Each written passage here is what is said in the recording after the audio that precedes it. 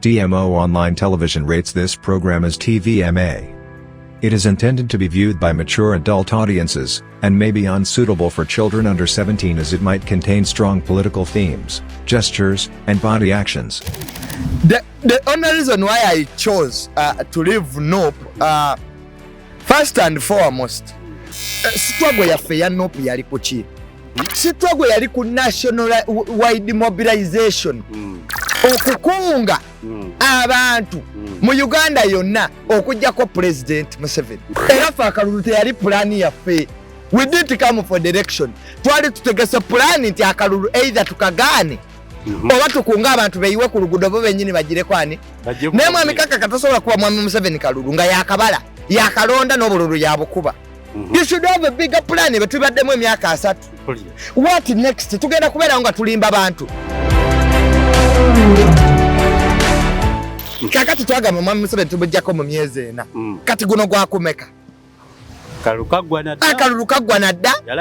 Yalayira dda. Twasooka talayira. Tajja kulayira n'alayira. Tajja kuwangula n'awangula. Tajja kugituula kagenda kufa. Baabo bamubisse. Nze the moment kasita batandika okubika mwami Museveni. Batugamba Nuupu mwe mwabika Museveni. That is true. Are you serious? That is true. Kakali mwami Kaka omuntu abika mwami Museveni. Na Museveni afudde. Kati bwavaayo genda gamba kyensi. Naddamu ne tumulaba. Ne mudamu ne mumulaba. Waliwo yagamba, waliwo akatabike naye waliwo agamba. Mwami Museveni yafadda oyo kumulaba batambuze Kampala. Simanya kaki kagologosi. Omutaka ati mwami Museveni yafadda. Tikyapa mire yatudde mu motoka. Abiganda milioni 4 z'abana Uganda sibazimulaba wali. Kati era struggle. Wano twabula akamairinga abantu bangi, abantu bavuma amu, abantu bavuma mwami SK Mbuga. Kiki ekyakyukawo? Omunagati omulambo gwa Archbishop bagukwata ne bagutwala ekisozi ku farm. Mwami Museveni ne mama Firamu ne baguzinirako amazina amaganda. Nene osanga abantu ne basharinga obusiru obwo. Babaliza bagamba president wabwe yekyagula. You see, Nope is suffering from 3 things. They have idiots who are seated outside the country. These idiots are not on the ground. And I told Kyagulanyi, separate this struggle from idiots. Ababika kabaka. Abavuma kabaka. Abavuma abantu. Abusing and blackmail will not take Mr. Museveni anywhere. Mukuba, ebivubuka ebyebigwagwa. Lewis Bega, Lewis Bichi. Bobi Wine ye mwennyini nakola ki? Navaayo. Abo abanafuya abantu bange benkola nabo babi. Bwekituuka ku Tamalo mukuba, tavaayo. Mpulira. Bwekituuka ku Amu, tavaayo. Bwekituuka kabaka, tavaayo. Mpulira.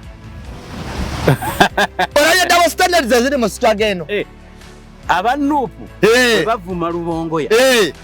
Akeera kumacha kola press conference. Bwe bavuma kabaka wa Buganda. Itavaayo. Tanyega. Mpulira. Bwe bava ne babika President Museveni tavaayo. Kwa Bobi Wine yerabidde nti ogwo omuggo blackmail ekuba. Gye bakozesa okuba abalala nabe bakuba. When people are getting money in the struggle, they are meeting President Museveni. I see. In the dark. And then you come out to lie these innocent people because you are using their anger, you are using their poverty and ignorance to get what you want. I see. Babaka bameka aba Nuupu abobolaba. Fete tujja kulayira nga Museveni tanavaako. Olwaleero baliwa. Balayira dda tebibabuulira. Bakola n'embaga. Ne bakola n'embaga. Ne bazina amazina abamu tetudanga muna kubalaba. Bobi Wine batwala nkoko. Mpulira. Bw'oba eno struggle ebulamu wamma abantu basobola kgenda ku kituufu. Neba malozi kunganya n'owulira mudda ku mudda, n'owulira bagula amamotoka, n'owulira bazimba bizimbe, abava makobera balabika bulungi. Mumaze okubanga mugira musonda ne bakuba ennyumba ya muganda we enyirira mawulire. Abantu tumaze okusonda. Abantu tufudde. Ogenda owulira bakuba ennyumba ya muganda we ku mawulire. Ate baganda babamu bajozi. Nze singa Bobi Wine yali mukono gwe nanimwe kwata baganda bo batwale muki musomere mu America babasomese. How a presidential in making family will behaving. I see. Ebe bivire singa babisarako ddabamu. Singa babeera masuuti. Singa balina charity. Gaddafi agamba a stupid soldier yasigala nga kuba masasi ng'olutalo luwete. Military police eri wali kwandi opposition nga nsonga mbere. Nga wona lebo kye yali asonze mbere nga weeri. Ye kennyini bwe bamukanyugira kakanista yagula elementi va ku ebyo wano balumba ekitebe n'agamba kati ne bwentema teyatema nadduka kati ffe tusigale nga tusonga mbere leero Bobi Wine ali mu Amerika ali mukutula ddiiru ze bwe twava mu kalulu twali tulina okufuna plan what next ne bwe mwali temunnakavaamu bwe muyita dictator bw'aba atubbye kiki kye tuzzaako era essuubi lyaliwo kakati Nuupu yava ku kiki kye tuzzaako ne tusigala mu kwerimba idealism ebirooto dreams a party should be realistic nze abantu bakitegeere bulungi ndi mwoyo gwa ggwanga ndi activist mbalamusizza mwena gye musinzira okubanga mulaba TM Online Television mpanjagira Katonda buli kintu kyonna kye mukwasaako engalo zammwe akyongera omukisa yenze Kanka Kapita nze muteesesi wa TM Online Television natuddeyo dda okubatuusako ekitundu kyaffe kino ekya political dose ekirala ndi ne muzzukulu wa Mole number 12 Mirundi Joseph Tamale Mirundi Junior akatono kembalazeeko nga sinaba kusabukulula kinene kansooke mbawo obubaka buno omuntu yenna ng'olina akapolitiko nga katini nga naawe kakwewuunyisa kiki oyinza okuteekawo ne kivaamu omugaso nkusaba okwata essimu yo okubireko kampuni y'abazimbi eyitibwa Stone Roofing and Construction Company obabuuze nti mu kapolitiko kange kanaakatini mujaamu ennyumba oba mujaamu ekifo kya bizinensi mwenyinza okujja akasente. Kampuni ya Stone Roofing and Construction Company ye kampuni ekyasinze wano mu Uganda ne mu East Africa okuba pulaani ezisinga okubeera ennungi naddala ku bantu abalina akaspeesa akatini. Tofaayo bwe sooka oyogere nabo babuuze kye banaakuddamu ojja kudda weebaze. Ekisinga okutuzibwaliza ennaku zino emirimu gy'emiwendo gy'amasannyalaze. Lwaki toyogera ne Stone Roofing kuba balina kafulu omukugu mu kuteekateeka sola n'ebigenderako bajja kuyambako okuguliza sola ku muwendo ogusinga okuba omulungi ate bamale bakuwe kafulu mu kuinstoolinga sola n'ebigenderako byonna obeere nga tokyeraliikira bbiru z'amasannyalaze nago kugendagenda ku saavisi z'olwali newankubadde bakola bingi nnyina ate kyenjagala okukuggyirayo nayagadde sinakwagala wabula nakizuula abantu abasinga nga bagenda kuzimba ekibalemesa okuzimba beeraliikirira bingi nga mu byomu otwalidde n'amazzi ganaavaawa yeeraliikirira banaagakima ku mitwe n'ebidomola binaavaawa saako n'okwapulayinga mu National Water Site etandike ate bbiru y'amazzi esinga essente zaasasula abakozi. Kaakati kola ekintu kimu yita kampuni ya Stone Roofing be baakafulu mu kusima amazzi. Balina technology gwe bakola oyo wa water to surface kwe kusimira amazzi ku site yo nga tewali na taffaali lyagenzeewo ezo bbiru n'oziwona. Obasobola okusima amazzi mu ttaka ne bakuteerayo pampu ne bakuteerako switch ng'onyigabunyiza amazzi ne gava mu ttaka ne gajja n'ogakozesa by'oyagala. Abalimi ng'olina ennimiro yo lwaki olindanga season osimbe? Lwaki tokwata abasajja bana ba Stone Roofing n'obayita ne bagenda mu nnimiro yo ne bakusimira amazzi n'obeera nga gwe wooyagalidde woofukirira ettaka n'osimba ebimera kijja kuyamba nnyo. Omulunzi tolinda kyeya na ddaamu ya gavumenti. Yita kampuni ya Stone Roofing ekusimira amazzi ogapampinge bupampinzi ensolozo ez'abalala ziba zikonzibanga ezizo zigejja. Kakati saavisi ezo 3 njagala muzeeyambe bulungi. Yita ku nnamba z'amasimu ago ez'aba Stone Roofing and Construction Company abasikawutu abatalyazaamaanya. Mbalamusizza nnyo mwenna gye musinzira okubanga mutulaba. Mwebale kutuwagira mutufudde TV Online namba emu olw'okuba tubaweereza ebyo mwetaaga oluusi tubayiiza ne bye muteetaaga ne mubiraba nga mujja byetaaga oluvannyuma.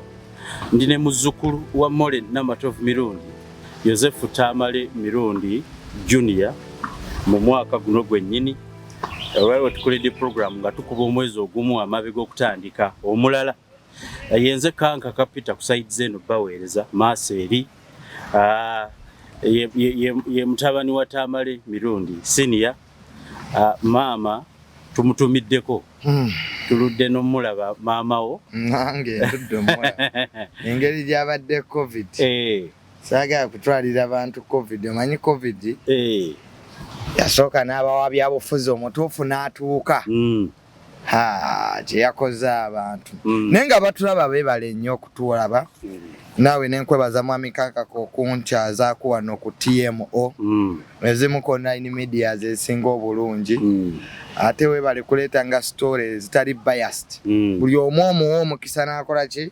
n'ayogera abantu bo ne bakola ki ne basalawo omukutu gwatandika nga kitaawo yaguwadde amaanyi ne gujja ndi gwe waddako guwa amaanyi abala bagusanga gwasituka era gwe gwanzimba gwa senior because natandikira wano nga twogera ku psychology you are one of guno omukutu gwe gwanzimba kyova yawe embeera wano never forget where you have come from. Of course. Abantu beerabira nnyo amazima kyova nga nkuyita mwami Kankaka kubanga oyina ettaffaali ddene kwensi okummanya oba n'okunsiima oba n'obutansiima kubanga tuli bantu naye okumanyika nayo kasa kyekyasooka okumanyika kyekyasooka ebirala birigoberera so ekyo sobola kyerabira mu bulamu bwange and thank you for being there. Manyo omulimu gwa media gwe mukola muzibu bakubira obusimu bakutiisatiisa oyo tadaagu lwaki okolagana ne mwami Mirundi lwaki okolagana so bano bonna bannamawulire abasinga bazze luvannyuma naye nga wali nnyo ne muzeeyi kuva ku ABS amazima kale omukwano ogwo tegusangika osanga weewaawo singa waliwo abaakuwadda ssente naye kati cyane eyo tugiguze kwata ebiliyoni y'okole ki otambule nga bannamawulire abalala basalawo okulya ssente ne bava ku nsonga eziruma abantu naye kwali kusalawo kwabwe so amanya Tamale Mirundi Joseph Junior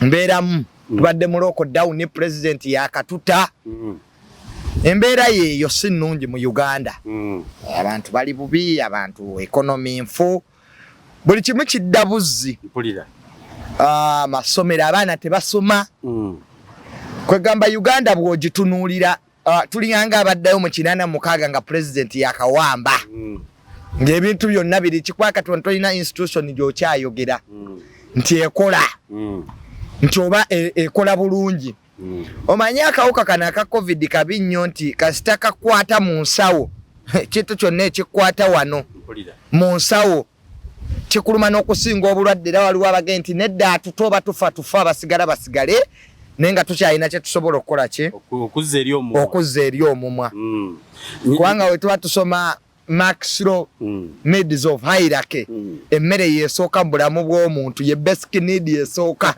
buli ali ku nsaalya kale bw'oba tosobola kwetuusaako mmere ng'olina kulya ku ssaawa 7 ne weebaka n'olina ssaawa 7 kakati you are demeaned from humanity oba ovudde ku buntu kati nga ofaanana ng'ensolo gye tugerera obugereza emmere netugati kati embwa eno kanjiwe ku ssaawa meka bweziti ate kanjiwa akakopo kamu so be bannayuganda baffe naye nga twongere okwekwasaani Mukama Katonda osanga y'anaatuwa embeera ateddako mu bulamu bwaffe. Mirundi ensi eno opambanye nayo ekulinnyiridde naawe n'ogezaako okugirinnya tulabe nga ogimegga Katonda atusaasidde wayita mu bizibu biri eyo twavaayo kakati Katonda akuwadde obulamu okyaliwo Museveni yazze n'ateesi owavuga bulaba naye kati awo sijja kutandikira nyina wenjagala okuyisa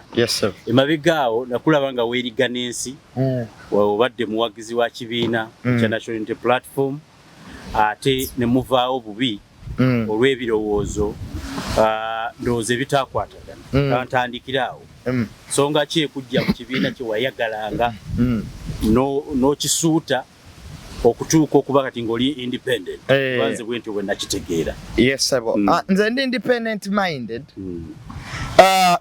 National Unity kibiina kirungi era twakyagala ne tuwakiwagira abantu abakye batamanyi nti nze nakuuma akalulu ka Bobi Wine aka mwami Kyagulanyi ne Makindye nenkwatako ne ku declaration form y'obwa president. In fact it was my first time okulaba declaration form ezo bwe zikola ki bwezifaanana baali no batukubye amasasi waliwo road kansala kati ow'Emakindye bamuyita Keni mukwano gwange MP Nyeko abantu kye batamanyi nti politics wa Africa ekisinza okutulemesaako obwa dictator bw'ebibiina kasita kanka kotandika okwetunuulira ati nze ndi wa NUP ndi wa FDC that is already division otegeera nze already muba mweyawuddemu from the word go abantu ffenna tusobola okubeera mu bibiina because ebibiina tools of leadership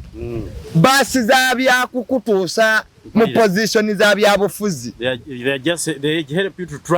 to transit to come from Mwami Kanka Katwana MP. That's where political parties end. From Mr. to Honorable. From Mr. to Honorable. I see. Political party wezikoma. I see. Kenya yategeera nti ebibiina tebiyina nnyo maanyi gajjako bakukyusa bukulembeze kyobalanga bali mu coalitions n'amawanga amalala bali ebweru babimanyi mikago emikago gye gisinga obulungi nti NUP ne FDC bakoze omukago bye twali twogerako eri mu kalulu so nze abantu bakitegeere bulungi ndi mwoyo gwa ggwanga ndi activist opposition tekitegeeza NUP tekitegeeza FDC opposition be bantu ababonaabona mu Uganda opposition ge malwalira amabi opposition ge masomero amabi opposition ye economy embi opposition be bavuuka obutaba na mirimo opposition byebyo ebituleeta mu struggle nete tujja mu struggle kuyimba kibiina kye kisinga ababaka n'amaanyi no that's not activism si yali badde ntandika kiboweza amaanyi mu parliament nekikuwa bargaining power ati kakati kankubuulire waliwo kye bayita struggle yaffe ya NUP yali ku ki yali ku what was the essence of this struggle yamwe yali ekwata si kuleeta babaka bangi struggle yali ku national wide mobilization okukunga abantu mu Uganda yonna okujjako President Museveni oba okujjako dictator oba okulwanisa embeera abantu baali balwanisa apartheid abakongo baali balwanisa enfuga embi mawanga gaabwe they didn't look at themselves as NUP or FDC they had a common goal that was uniting them abantu against enfuga embi I see not NUP against enfuga embi not FDC abantu mpulira oba aliwo FDC tebinkwatako as long as our common goal is one to national wide sensitization. But may I remember you when you're starting to support NUP, you said the main goal is to change. It's not to have a councillor. The main goal was to change, to overhaul the system because the system is rotten. To overhaul a system, okukyusa obukulembeze waggulu si wansi. No one abeera ne councillor takuba budget.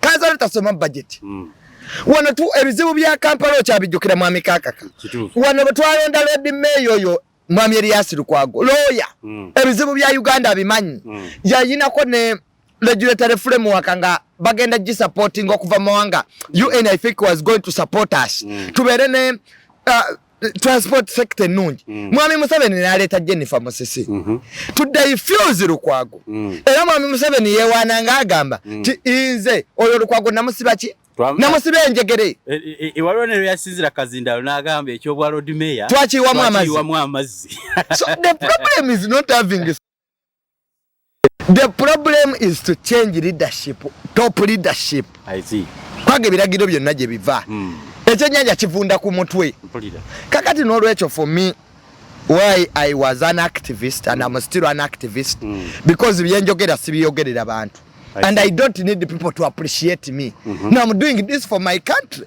and you are in the country yourself yeah I'm a citizen when you are living in a dead country exactly I'm living in a rotten system I see I'm living in a country abantu webafa even me I can be a victim olw'omusawo obutabeera mu ddwaliro olw'amadagaso abantu abamu balowooza nti these struggles ze twayingira twajja ku to worship people to worship political parties no we came here for sensitization and mobilization. The youth to identify nationwide. Oba oli Musoga, oba oli Muganda, ebya tribe tebitugasa. We have a common goal to remove. Kakati we twafuna ababaka ne tufuna leader of opposition kati awo Museveni yavaako. Twapulichinga nga Kalunti we want oba president mission 2021. It wasn't mission of MPs, it wasn't mission of councillors. Kati is the country liberated. I even had a slogan, we are removing a dictator. We are removing a dictator. Now today, so my friend, me, I'm an activist. I should go back to the fundamental role of this struggle. It was nationwide mobilization. How we are going to mobilize the whole country to see that tujja kochi. I want to concentrate on this. Can't you mobilize when you are in NOP? Why do you choose to leave NOP? The only reason why I chose to leave NOP, first and foremost, ebibina bino bigenda ne bitujja ku mulamwa oba olwaba bifuga. Mwami Bobi Wine yatandika bulungi, yatandika n'abantu bangi nga bamukererezaamu, but ojja kutunuya political parties nga ziyamba bamu. Bakunganya sente ne bazirya ebintu bwe bityo, because it's an organization. Buli omu atandika okwetunuulira owange nze nafunyeyo akafo akalulu kawedde kasitandi ku secretariat. Olaba ekisigala okubeera funny. Zendi shadow minister watching. We are removing a whole leadership. You're talking about shadow. Nga ye musanyufu okubeera shadow minister. So in the ebya political parties ebya NOP, we had a problem in ideology because tetugenda kusigala nga tulimba abantu mwami kankaka. Bwe twava mu kalulu twali tulina okufuna plan. What next?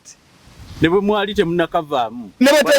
Dictator gwe muyita dictator bw'aba atubye chiche tuzaako. Era essuubi lyaliwo. Kakati NOP yava ku chiche tuzaako.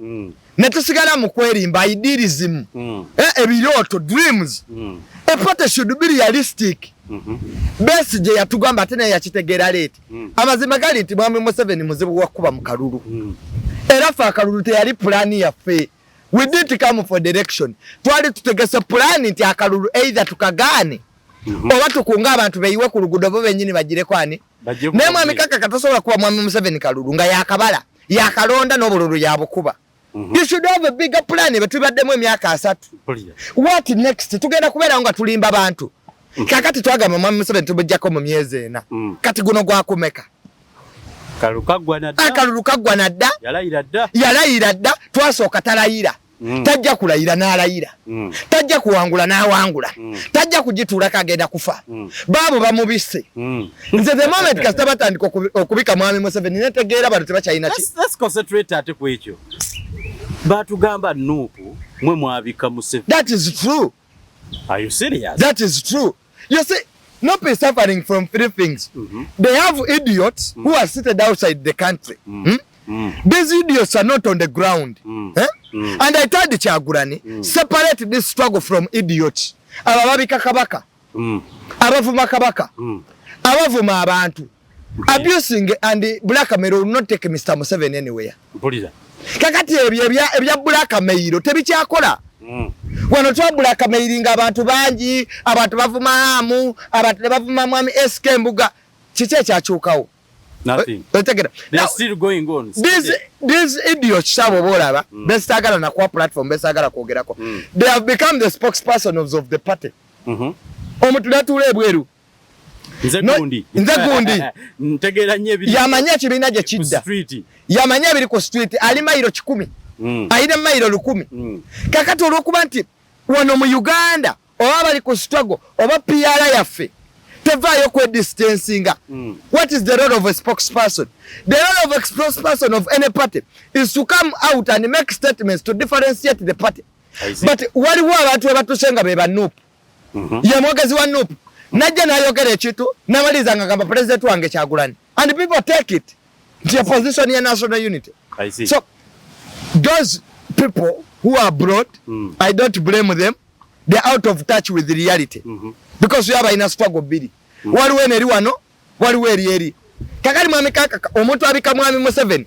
Na Museveni afudde. kati bwavayo genda gamba kyensi naddamu ne tumulaba ne mudamu ne mumulaba waliwo yagamba waliwo Katambi waliwo agamba Mwami Museveni yafadda oyo kumulaba batambuze Kampala simanya kaki kagologosi omutaka ati Mwami Museveni yafadda tikyapa mire yatudde mu motoka abiganda milioni aneza bana Uganda sibazimulaba wali kati era struggle abantu batuli mu bya kisiru omunaga nti omulambo gwa Archbishop bagukwata ne bagutwala ekisozi ku farm Mwami Museveni ne mama Firambo ne baguzinira kamazina amaganda nene osanga abantu ne basharinga obusiru obwo babaliza bagamba president wabwe yekyagula mweyo nupu so let us differentiate between idiocy and intellectualism. I see. Ebyo nabagamba omusajja waba balamya atete mubika mubike because bana Uganda si basiru Mwami Kaka bana Uganda bategera bamanyo omulamwa gwa struggle gwali gwa kuyamba abantu kakati bana abagwa kakasa bayingira mu struggle fene tukola ki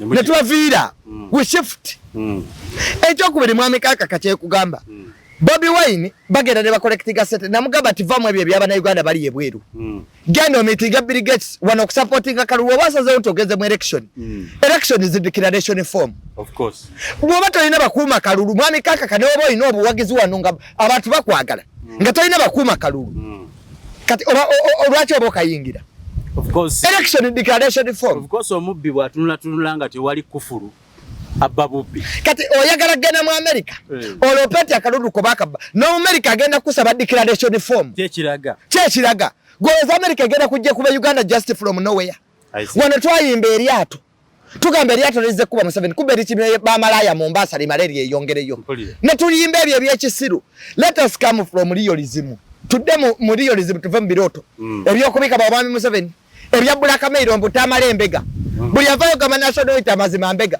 Because in that party, there are those people who are allergic to intelligence. By now before, they are allergic to intelligence. They are not strategists. But Wine needs more strategists than noisemakers. They are allergic to knowledge. And they are resistant to intelligence. I see. Bobby Wine. Let us now have a strategic plan how we are going to move these 4 years. His government has been legitimized. The moment we try on the body of opposition and took it back for Korachi, or government, parliament is a government institution. Pure government. Tasola government parliament is a government institution. Ngomasara gofuna. Balibe bagutegeka. Bulida. Kabangali yawelekera Minister of Education sibanya opposition leader majega ama 7 gega mukoma lwaki tajizayo mpulira kakati Mwami Kankaka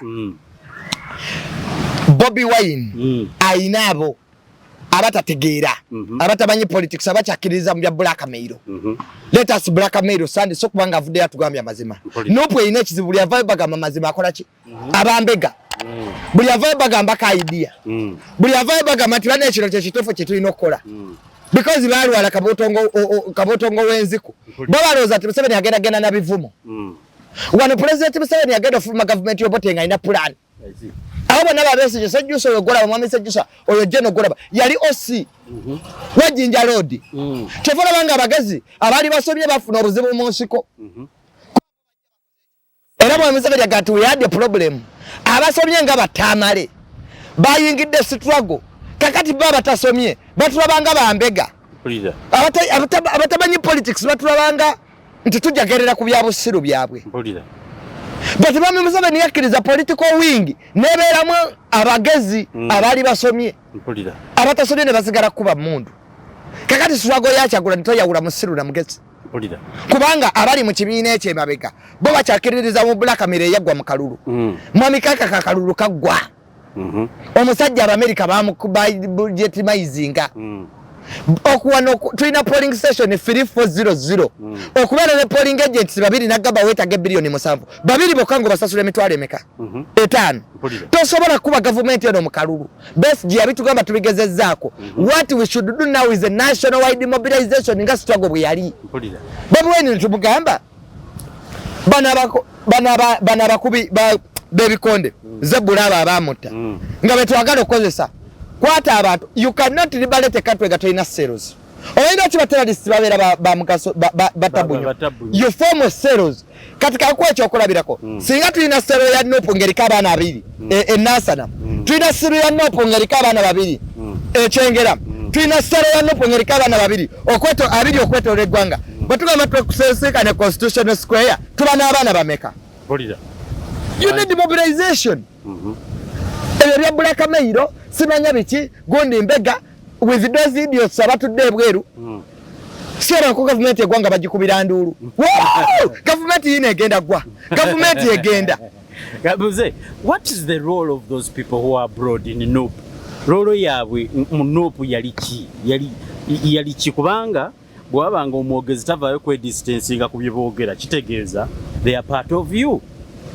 Olaba sitwageeyo oyo Lewis Secretary General waabwe president yamusomesa bo balowooza Lewis bali bamukuba ebyo ebyevubuka ebyo ebigwagwa Lewis bega Lewis biki Bobi Wine ye mwennyini nakola ki navaayo abo abanafuya abantu bange benkola nabo babi bwekituuka ku Tamala omukuba tavaayo bwekituuka ku Amu tavaayo bwekituuka Kabaka tavaayo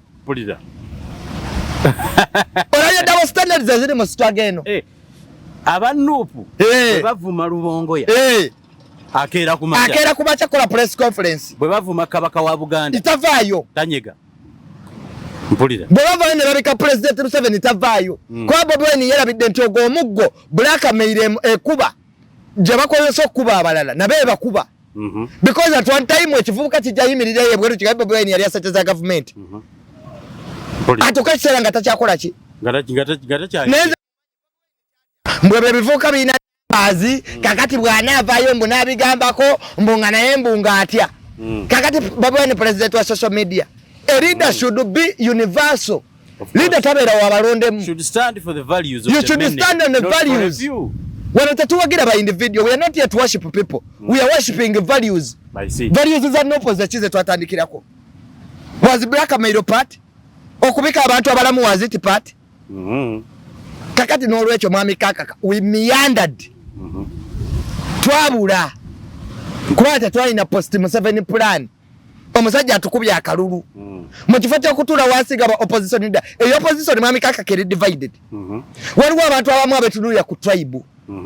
Ono Muganda ono Mukigo ono Muki. N'abantu abamanga mulina plan ejjako mwami Museveni. Lwaki temutuula wamu? Siyaka kati Bobi Wine ne Mao ne Babesije. Batudde mu lumu emu bagamba banne tuzaako ki. Ne buli mubaka Bobi Wine alina bakatano mukaga. Bw'aba akyalina bakyali mu Nuupu bali 12. Abatadde babwami Museveni. Abalagawa. Abasajja bakutula ddiru zaabwe. Mpulira. Opposition yafuka yakulyamu buli. Kati mwe ba mirundi baagala musigale muli mukiri empute nga tukidefendinga under idiocy tayina kwetegerera mu Nuupu Nuupu eringa kaluti mukiri bobe bavaamu bo bagende bakutula ddiru zaabwe ba MP bameka betulina wano mu Uganda parliament eyo bameka bavaayo kwogera ku nsonga z'omuntu wa bulijjo. I see. Kakati gwe bakwagala obeere embwa yaabwe you defend their idiocy. No mwami Kaka katwagenda kusomero ne tusoma whether Nuupu ekola ebikyama will talk about it whether Museveni politics is not about Museveni Museveni namwe mwekubemu torch as opposition. What haven't we done? Because there is something we are not doing right. I see. That is the truth. I see. But every day okubeera mu bulimba ne mulimba bannansi tutwala Museveni leero tutwala Museveni tumutwalira myezi ena kakati Bobi Wine yatulimba tubimukwase ate n'abituddiza era gabo omusango nkutadde mu bantu ate n'agujjayo is meandering. Just have a position, direction ended. Now we should sit down and see what we are going to do in 2026. I see. Gwalazeze sente ze bawa abayimbi ba General Saloro zabaziwa abayimbi bali mu kalulu. I see. Abali eggulu tebali kubya music. Museveni yatandise do campaigninga. I see. So njagala nkubuuze ekibuuzo being that ebyo byonna weebiri abantu bakulumiriza nti Tamale Mirundi Junior alabika baamugula okuvaayo mu Nuupu kati nga wagenda mwenare mu kulya ssente. What are you saying about these allegations? Abantu we baba bagamba nti bangula ne kakubuulire era basitwage eno gye tulimu abantu abamu tebalina kutegeera abantu abamu naturally naturally tebasobola because myamwe psychologist. It's the difference in intelligence n'engeri gy'olabamu ebintu. Mwami Kaka koyiza kuyambadde esaati eyo nga ya black. Ng'omuntu ali yali agirabanga ya kiragala. Olanga agirabanga ya bulu. Buli omu ku ndaba ye ey'ebintu. Era nze sibanenya. Kwa buli avaayo okwogerako amazima ku opposition buli avaayo gaba kuba nupo aba yalidde. Naye nga bw'oyogera kulya mu Uganda muno tugende tukuba ebitabo bya State House twaba aba opposition basibe basikogera mu State House okulya. Kakati n'olwekyo Mwami Kaka bw'obanga onaayimirira ku mazima bamwetegefu okuyimirira wekka. Tokolanga nsi kusiima. Eyo ensi gy'olaba tetusiima. Ffe twajja kulwanirira bantu. Siba individual si ndowooza ya muntu. Your opinion that cannot make me change. What is omanye ekifudde mu Uganda muno integrity na truth. Abo bonna bali mu NUP olwaliro basookawa. Baonalebo namba ze basooka mu Ssuubi. Ne badda mu DP. Olwaliro bali mu NUP. Ekyo bayinza okufuuka ba independent. Ne balina characteristic embuli we babeera. Balekayo ntalo. Okitegeera? Basajja bantalo. Tebajja kutereeza. Kyebagobereddeko baali e Buganda, balekayo Mirerembe ne bayingira DP bagirekayo EU. Kakati Mwami Kaka President Mulala. Politics gwe tulimu w'abantu tibabonyebonye. In that omuntu abonyebonye desperate person ng'abona. Abalwadde Stockholm syndrome. Ne bw'omugamba nti bannange gano ge mazima. Kakati mazima ki ge tutakutegedde ku National Unity. Bo baagala nti obeereyo nga ovuma. But for them, politics is about abuses and hatred. Abuses, wrong statement. Wrong statement. Blackmail. Olwaleero bw'ovaayo n'okola ka page ku Facebook. N'otandika ogamba Museveni mubi. Museveni kibbi. Government eno tetegera nga bakufollowinga. But so what? You have said all of them. Amalwaliro amabiga kyakola mawulire mu Uganda. So what? After.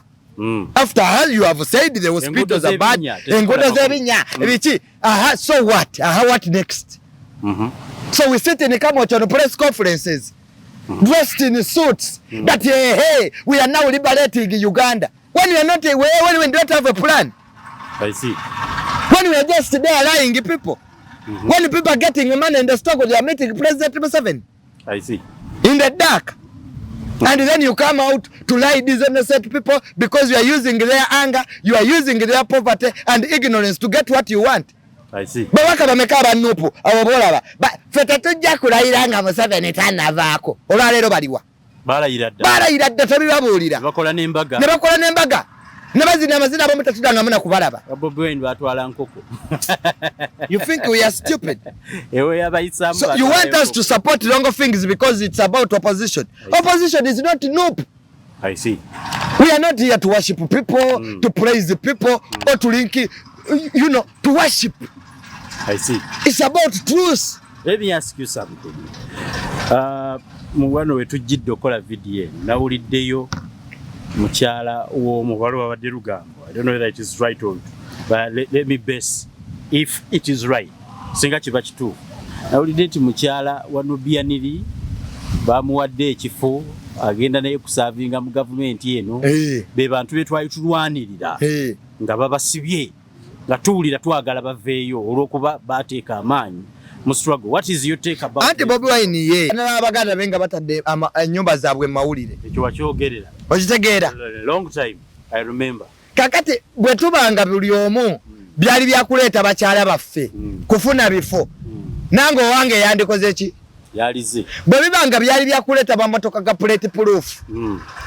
Nti gwe otambulire mu motoka etayitamu masasi olozete abavubuka ba wano bagwagwa nnyo basiru nnyo bo bajja kufa. Kakaka. How can you move? Ngogeze n'omuntu okuwa kulenjo ki? Ye nga ayambadde nga toyambadde. Gwe nagamba naga kuluma. Gwe tezijja kuluma. Gwe teekamu essaati. Can you imagine? Eba struggle. Obagaba masaali.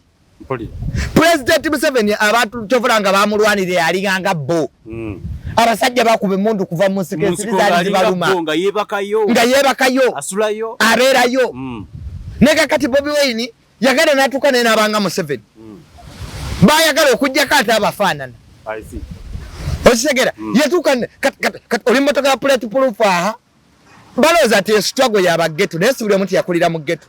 You are dealing with a generation erowooza etegeera etukane gamba naye bannaye kankubulire teri muntu asobola kati military police eri wali songa mbere oba musiri wane idiot Gaddafi agamba a stupid soldier yasigala nga kuba masasi ngolutalo luwete military police eri wali kwandi opposition nga nsonga mbere ngawo na lebo yali yasonze mbere nga weri yeke nyini bwe bamukanyugira kakanista yagula elementi va kwebyo wano balumba ekitebe nagamba kati ne bwentema teyatema nadduka mwe musigale kati ffe tusigale nga tusonga mbere lero Bobi Wine ali mu America ali mukutula diruze ebyo nabyawulira YouTube tebiyamba sitwago biyamba yengo omuntu ejo midali je namugamba genda mu America ofuna abajja ku government genda yogere ne Bill Gates abasajja be bafuga ensi asol facilitating akalulu sente zibe wano kwa mwamuzi vene jatukubisa kichechi sente vamo aba bana Uganda sibanya bayine byona those black Uganda nizabali eyo abamwe sida boya bakuba kubadda osegera sibonna abamu neka kati abana Uganda batadde mu sente abana Uganda ba supporting akalulu mu busobozi bwabwe tebakyasobola lwaki obokame ente bwaba eno sitwage bulamu wamma abantu basobola genda ku kituufu nebo malozi kunganya n'owulira mudda ku mudda n'owulira bagula amamotoka n'owulira bazimba bizimbe abava makobera balabika bulungi mumaze okubanga mugira musonda ne bakuba ennyumba ya muganda we enyirira mawulire abantu tumaze okusonda abantu tufudde ogenda oli abakuba ennyumba ya muganda we ku mawulire ate baganda babamo bajozi nze singa Bobi Wine yali mukono we nanimwe kwata baganda bo batwale muki musomere mu America babasomese how a presidential in making family we behaving ebe bivire singa babisara ko dabamu singa babera masuti singa balina charity kwa muganda wabwe mugagga nnyo esete ze bajje Bulaya bakana dibafuga bati America Trump family ye badde mukubya nga bogera ko mukoddomi we mwami musabeni tawulira babe bakweka neba no balowooza Bobi Wine talinayo charity yonna yamba bantu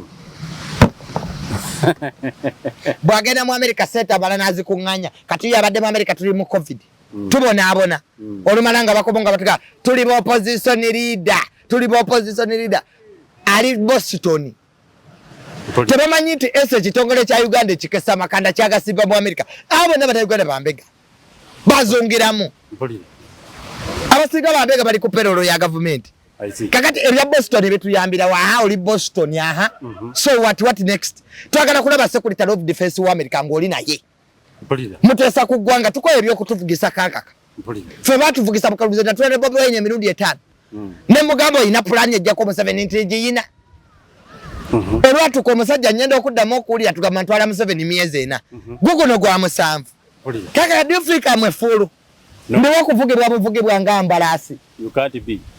Let those idiots stay in their struggle. For us, we shall support principles. Let me ask you. Abantu ba people power okolagana ne government ebafuna yakasente. Balia. Struggle bajiri ali amudda. Kutegedde.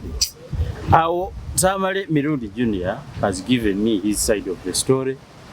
Kakati ogoba chi? Are you still in Noop? Are you heading to Let me tell you. Are you going to defeat? Mwami kankaka. Bana Uganda be bayina okwejjira ko President Museveni. Ne Bible gamba zibasanza abo abesiga abana b'abantu. Bobi Wine tagenda kujjira ko Museveni. Bobi Wine naye ina family ya ina akatenga atenga mutufu. Mutufu. Bobi Wine one tusobola omuluma ye Solomon. Goza abana bya ofuzi batufaako family ye abona. Abana be basulanjala. Wana kaluya kwata family na jifulumia bweru batuze be Canada. Oli mukuzimba empire ye. Today ku fundamental pillar ya struggle yali yakuleta mamotoka oba kuleta babaka. Yali yakujja ko mwami Museveni ng'omuntu. I see. Kati maze okutuvugisa 220 kakati 220 mugenda tugambaki. Kati mwami kaka kazireyo nimba abantu ku myaka jange. Odeyo bagambe ki? Era agenda. Ompisa besije. Musajja mwabe Masaka mufunye omukisa twalinda munyendo mwalinda munyendo nange mbere mwo obusiru bali tebayina pulani mulabanga agenda tukubireko uli tudduke mu kyalo tumulaye bwagenda teyava abantu ebe tebakyabyagala abana Uganda bagalanya baleetera mmeri Abannayuganda baagala malwaliro malungi. Abannayuganda baagala masomero malungi. Ebyo abannayuganda byagala tukkiriza gavumenti eno yababbi.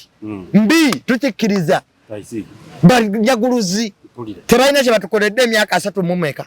Naye no opposition nayo mugitunuulire. Nayo babbi banyaguluzi. Bali ku bintu byabwe. Banoonya kawogo. Banoonya kulya. Nogenda nozimba mayumba ate mu nsi gy'oyagala okutabangula. How can you be rich in a country gy'osiiba ovuma Museveni mubi, Museveni economy mbi ng'ate naawe oli musuubuzi? Who is fooling you? Mu Uganda temulimu mirembe. Ngeno bw'ozimba ebizimbe bw'ozimba akeedi. Kati ffe tulina ki? Museveni eggwanga alittattanye. Museveni eggwanga alittattanye nti obubaka ne bamuwa obukadde 2 bwagula mmotoka. Naawe olittattanye. Museveni eggwanga alittattanye ogula escalade. Museveni ali expensive. Na emmotoka gy'atambuliramu naawe bamuwadde 3 omubaka wa opposition. Abadde avuga ati Museveni ali expensive. Naye mu basajja mwe mulowooza tuli basiru. You think we are idiots? Tekakubuze kibuuzo. This funding eya parliament. Nupu muyingiddeyo. Balize billion za iPod. Linda nalabagundi ono leader of opposition. Hanga imotoka zaina zisinga neziri ku vice president. Kankaka. Parliament kulya. Kadi bagulangule. Nupu kadi twatunda ntunde. Pamanchi jukira. Gwaleza twaina betting. Kademu amanyi. Ize kasitapa biwaini namulabanga bamukaku bagenze. Bakidandala. Ebyo abasajja bali bagezi. Nadda ne batandika okutunda kadi yawo ku National Unity. Milioni 2 5 milioni 3 nemmanya nno bano bali ku mane. Twali tulina kuleeta abaana bayiwawo mubiri.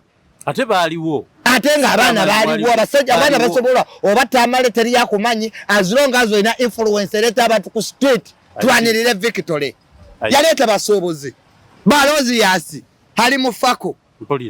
Ona Abubeka kawali abasuubuzi. Basi babu wali wajje no gulu. Beyaleeta.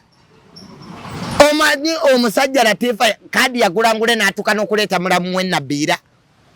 Naye mpumudde ab'ekibuli bangobye naye mulamu wange Nabiira jangu gwabadde mu kifo kyaye. Which party is that? Kubwalo di mayor. Yasalawo kusuubula. Bonna basuubuzi. Mwami Museveni ne opposition be bamu. All of them basuubuzi. Kati abantu babujjo bakoze iki? Be balina okwegirako Museveni. Bave mu byebibiina. Ekibiina tekijjako mukulembeze. Gwe kennyini omunayuganda gwe opposition. Gwe kennyini omunayuganda gwe abonaabona. Bano bannabyabufuzi babayitirako obuyitizi nga bwogamba nti mwami kakaka nafuna access agenda mu America n'ategeka obulamu bwe. N'ategeka obulamu bwe bwe kyali kali mu kutegekera bulamu bwe. Tafaayo. Ategekera baana be. Bampite bakyafa. Bobi Wine can sustain a war with Museveni for 20 years because all of them are well off. I see. Nego Uganda bambi oli abona talina mulimo cannot even strive a day. That's why we bafune before they became reluctant. Ababaka ne becoming reluctant. #remove a dictator. Ngate tunagenda mu kalulu. Ababaka banupu abasoba mu abiri balina Facebook live ku Facebook. Bakera kumacha kuyimba bibi bya Museveni. Abasajja nga boogera ensonga. Ne kati ogenda n'otula ku Facebook kusigaddeko bano ba idiots. Abebwero batalina kye bamanyi. Tewali wayogera pate ya sirika. Kakati mwami kankaka. They meandered. They failed to have a strategic plan. Kati bazunga buzunzi. Ekijja ky'oboogerako. Pate yatandika ng'eyagala bukulembeze. Soko batunulire olwaleero. Bali mu by'abayimbi. Abayimbi bagenze eggulu ne badda ku ekyo. Pastor bamukwatidde mu lodge ne badda ku ebyo. Biri babivaako dda. Bya Museveni. Da. Bala bamulabe. Bamulinda ku TV aguddewo loko down aguddewo. Agaddewo. Goza mwami Museveni yandigabye emmere obukadde 15 singa ino opposition. I see. No opposition leader ali mu America. Kati mwami Museveni nga ino opposition. Kyefulanga bakola byonna bye bakola. Bana abasajja mwami kaka ka government batudalizaako enfofu. Tebalina kye batatukoze kuba tebalina opposition. Police baziyisizaawo boda bazigobye. taxi bazile kino bakikoze tebalina opposition tebalina kye batya sinnawulirako ku position ya leader of opposition ku lockdown sinnagiwulira kuba kyekizibu ekiriwo kati abantu baddeeri mpozi nga nze siwulira what would kankubuulire now I understand you tewaliyo wano abantu kasita batuuka mu byokulya omuntu abaabonabona nagamba bababaka bonna govanga ku parliament nga 60% y'ababaka tebalina mayumba gaabwe omuntu atanazimba abamuzibu asooka kwekubako nfuufu abamu n'emmotoka kyofuna nga mawanga amalala omwavu tebamuwa bukulembeze kuba bamuyala nnyo kati abaana babala sente zaabwe ze bagula kaadi abayala bayingidde ekiseera kye tulimu kya luutingi kuba buli institution yafa ogenda n'owulira abantu bali wamu Museveni befudde abopposition bali mu bibiina ebibiina is an organization for few people to eat kati waba enupu yafuukayo abantu nga 7 kugiryamu sente they formed their project they are eating money future yayo girabawa eya nupu political parties teziba na future eza Africa kubanga nga ojagala kujja kwa mwa Museveni bintu bisatu amajje gajja muwamba the army still has a role to play. I see. No pass fail to get diplomats. I see. Abaino gende bulaya batese ne government ziri. Ojawo dictator nga IMF ekyamuwa sente. IMF ekyamuwola. Ekyamuwola. Subira n'okusasula. Gw'omujjewo. Abazungu boogamba okuyamba. Bakyawono ki? Sente. Omanyira lwaki abazungu bakyamuwa sente? Kuba tebalabawo serious opposition. I see. Byonna bya palapase. Nze njagala ombuulire baani abamuwa baani bateesa nabo ali Boston awummudde ali ne bana Bannayuganda abo tebagaba buyinza mwami Museveni obuyinza teyabunoonyeza mu Bannayuganda yagenda wa mwami Gaddafi n'amuwa emuntu era yalina contacts ze Sweden gwoloza lwaki Margaret Thatcher mwami Museveni yabeeranga e Sweden lwaki Bungereza teyamuwaayo ewobote lwaki waliwo abaali bamuprotectinga waliwo enteekateeka waliwo pulaani namutayika erabikako etali yakuwemula etali yakubika kabaka etali yakubika Museveni etali ya blackmail mbutamale kubanga tugambye ku mazima yalidde ebyo tebikyakola. So unless they come from that idiocy, now they concentrate on a plan. They are going to be in opposition for the next 30 years. But abasajja mwami kaka ko balaba mwami Museveni tubavuma. Tubalangidde ne bakyatusigako ekintu ekyo batuzanyisiza education ne poverty. I see. The card bill ze batukuba. Bamanya abantu baseto twagala nnyo ebyekisiru. Omuntu nayimirira yettaka eraga Museveni muhozi si mwana wa Museveni nosangako shares bina abagwagwa bakyalinza obugwagwa balioko munemno kituufu Museveni si mwana wa Museveni n'omugamba musiru gwe nga tonaga ati Museveni si mwana wa Museveni kosoko nsonyiwo kosolulumiro budget yayita ogimanyi abasajja sente zibazze mu covid lwaki toogera ku ebyo mpulira nga tonaga muhozi bwali omwana wa Sala atali wa Museveni sibanya muhozi mutabani wa Sali ebyo bye abaganda bye bamanyi obuyinza bwatulema tuyinga bakikuywe Kenya. Kankubuuze wali ofaaki n'abantu abo mu Middle East ab'omu kyondo kya Buwalabu mwami kaka kasina buzibu n'abantu b'ebweru oba abo mu Middle East sina buzibu nabo okitegeera obuzibu bwennina beba abaana abagenda okukola ofunye omukisa bakuwadde omulimu eyo mu Middle East family eri wane bonaabona otuuse eri otandise okukola obufeeka account bagenda ne bakola bufeeka account ne babuyitamu okuvuma abantu mwami kaka kebirowoozo byempa byange and I'm entitled to my opinions as a Ugandan. Of course. Sibyogerera muntu you can disagree with me or agree with me time will tell. I see. And I'm not saying these things to be loved or to be praised, no. Kakati bwe buzibu bwe nali nina n'aba bagwagwa abamu abali eyebweru. Those people think fete tutegeera. Otegeera? You see, social media was a good platform. But it is now a platform of anger, desperation. I see. Nagamba abagwagwa bamwe batudde ebweru. Don't make for us noise. Ero byokwekalakasiza ku buzimbe sibanya IMF. Just board planes mugende wali ku State House bwatuula. Mwekarakasizawo Abamerika babagala okwekalakasa yabwe bawulire bekalakasiza Kampala. Have you seen Americans making riots in Kampala? Because Uganda is not their country. So come back home. Muliro mujana mu byogerere wano.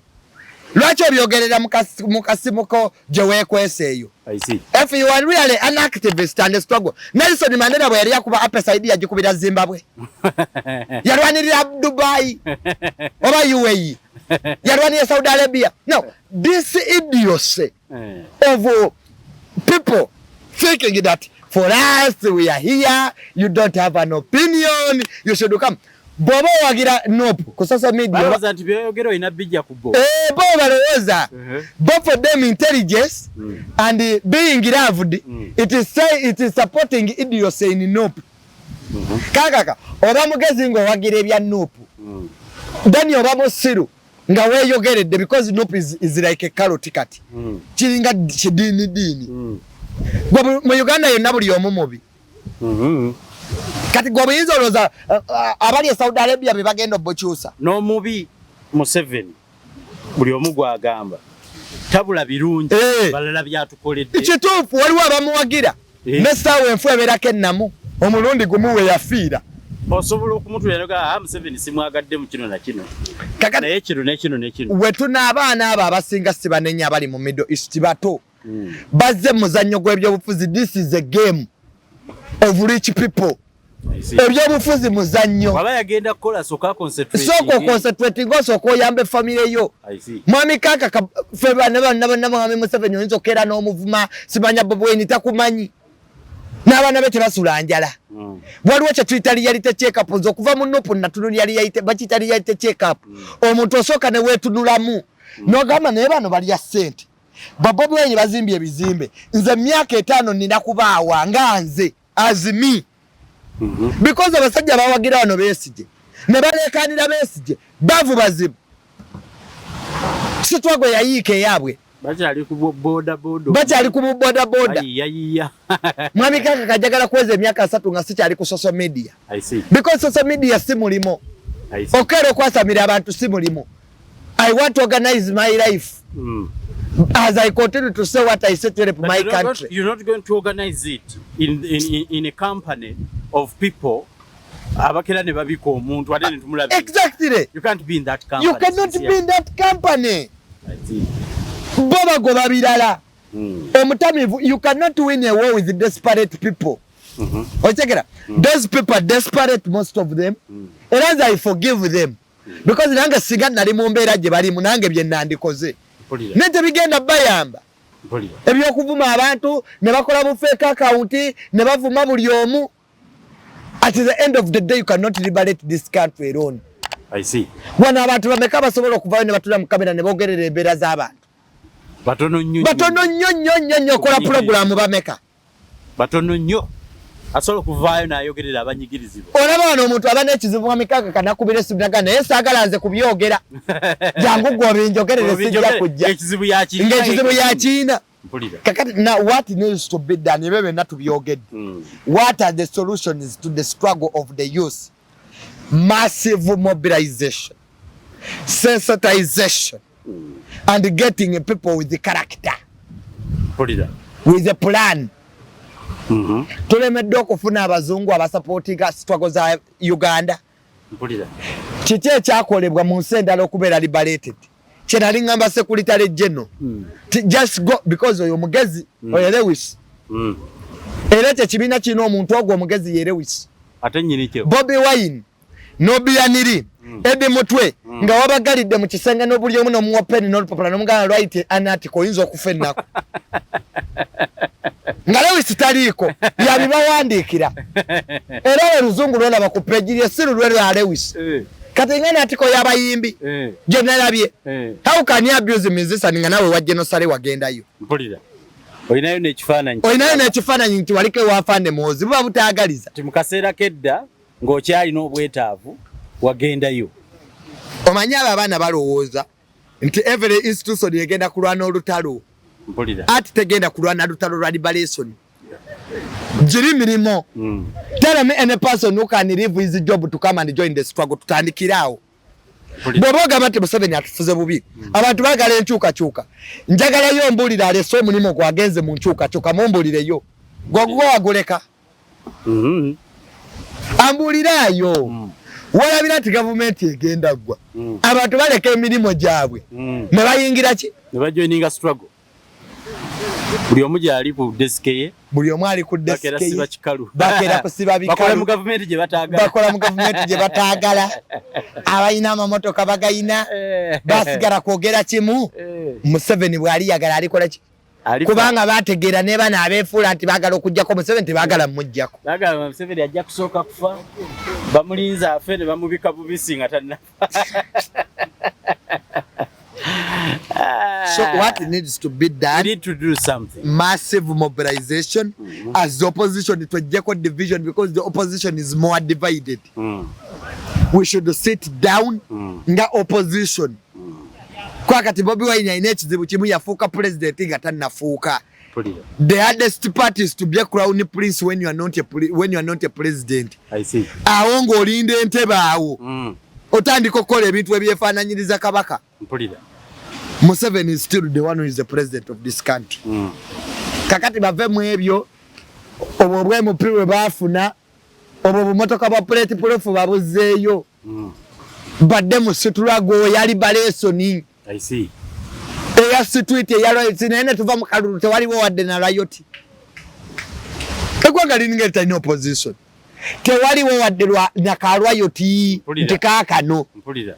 Kiri ekisajja kirese kye kyakolangawo okutuwaaka. Besigye teyakkirizanga gavumenti kutuula. Besigye teyakkirizanga gavumenti kutuula. I see. Naye kati tebiriiwo. Finally nga tuclosing ekitundu kyaffe kino nkitegedde bulungi. Mirundi Junior,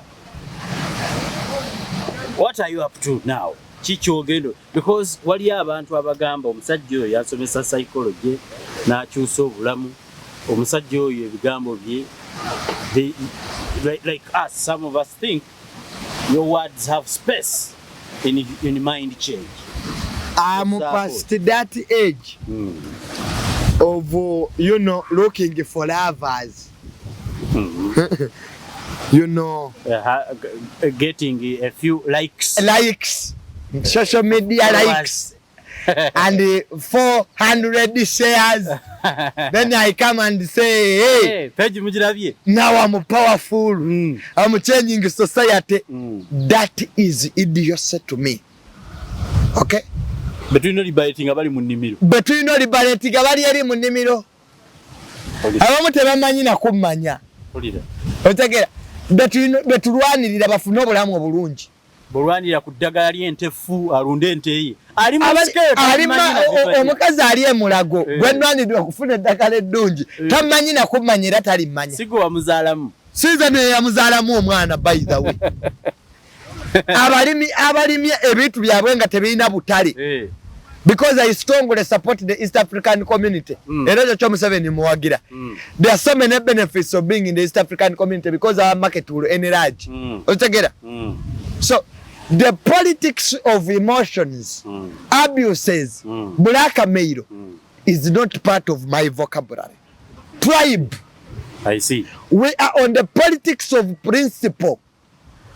Whether Kakaka, you are my friend and you do something wrong, I will tell you. Of course, we can agree to disagree. We can agree to disagree. Of course. And if we all had, same ideas, believing in the same things, then there is a problem. Of course.